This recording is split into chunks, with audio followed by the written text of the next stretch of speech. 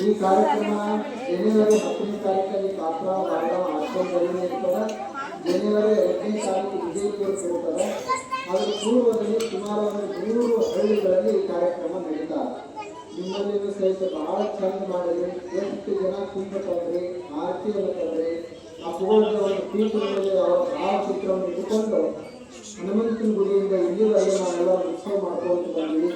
ನಿಮಗೆಲ್ಲರಿಗೂ ಅಪ್ಪುಗಳ ಆಶೀರ್ವಾದ ಆಗಲಿ ಅಂತ ಹೇಳಿ ನಾನು ಆಶಿಸ್ತೇನೆ. ಎಲ್ಲರಿಗೂ ಪ್ರಸಾದವನ್ನು ಮಾಡ್ತಿದ್ದಾರೆ. ಎಲ್ಲ ಹಿರಿಯರು ಸಹಿತ ಭಾಗವಹಿಸಿದ್ದಾರೆ. ನಮ್ಮ ಹಳ್ಳಿಯವರು ಹಿಡ್ಕೊಂಡು ಎಲ್ಲರೂ ಹಿಡ್ಕೊಂಡು ಕಪಿಲೀಂದ್ರಿಗೆ ಈ ಗ್ರಾಮದಲ್ಲಿ ಪ್ರತಿ ವರ್ಷ ಜ್ಞಾನ ಯೋಗಾಶ್ರಮದ ವತಿಯಿಂದಲೇ ಸುವಾಸನ ಪುರಾಣ ನಡೀತಾ ಇದೆ. ಹಾಗೆ ನಿರಂತರವಾಗಿ ನಿಮ್ಮ ಊರಿನಲ್ಲಿ ನಡೆದಾಗ ಅದು ಏನು ತೋರಿಸ್ತೈತಿ ಅಂದರೆ ಕಪಿಲೀಂದ್ರಿಗೆ ಅವರಲ್ಲಿ ಭಕ್ತಿ ಬಹಳಷ್ಟು ಐತಿ ಎಂಬುದನ್ನು ತೋರಿಸ್ತದೆ.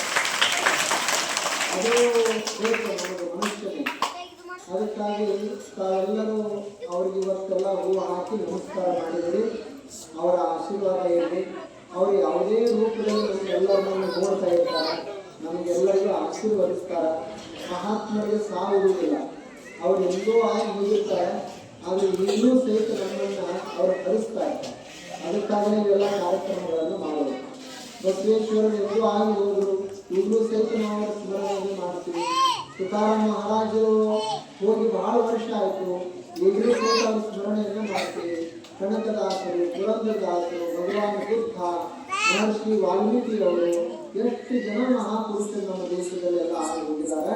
ಅವ್ರನ್ನೆಲ್ಲ ನಾವು ಈಗೂ ಎಲ್ಲರೂ ಸ್ಮರಣೆ ಮಾಡ್ತೀವಿ. ಹಾಗೆ ಸಿದ್ದೇಶ್ವರ ಅಪ್ಪಗಳು ಸಹಿತ ಒಬ್ಬರು ಶ್ರೇಷ್ಠ ಗುರುಗಳು. ಅವ್ರನ್ನೆಲ್ಲ ನೀವು ಭಾಳ ಸಮೀಪದಿಂದ ನೋಡಿರಿ. ಭಾಳಷ್ಟು ಜನ ಅವರ ಆಶೀರ್ವಾದ ನಮಗೆಲ್ಲರಿಗೂ ಇದೆ ಅಂತೇಳಿ ನಾನು ಆಶಿಸ್ತೇನೆ. ಎಲ್ಲರೂ ಸಾವಕಾಶವಾಗಿ ಕುಳಿತುಕೊಂಡು ಪ್ರಸಾದವನ್ನು ತೆಗೆದುಕೊಂಡು ಹೋಗಬೇಕು. ನಮಸ್ಕಾರ.